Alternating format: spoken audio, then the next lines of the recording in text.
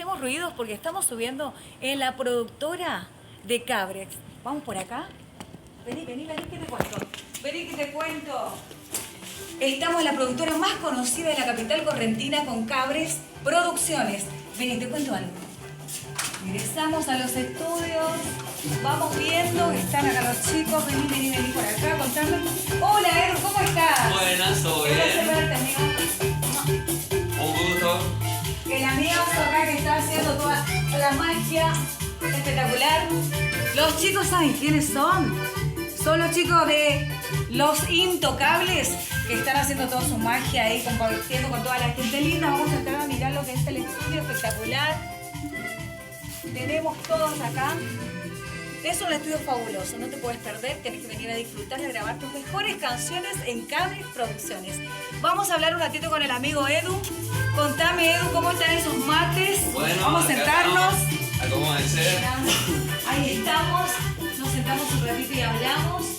Y aquí escuchando un poquito lo que estamos haciendo acá con los chicos. Gracias por compartir, por venir a ser parte de Cabrex Studio también. Mi hospitalidad acá para todos ellos y bueno, haciendo lo mejor para que la música suene como estos artistas se lo merecen. Primicia de banda Los Intocables que están haciendo furor en toda la capital correntina y ahora justamente estamos hablando con algunas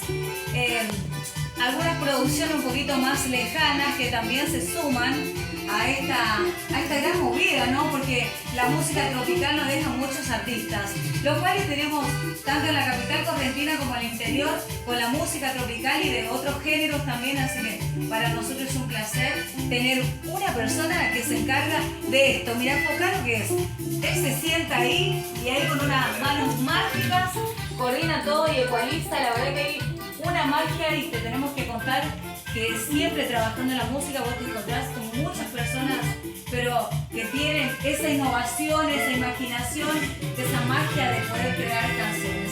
Para nosotros es un placer, junto a los chicos de Los Intocables, Edu y todo Cabrex Producciones, nos quedamos acá un ratito tomando mates. Gracias, nos vemos ahí.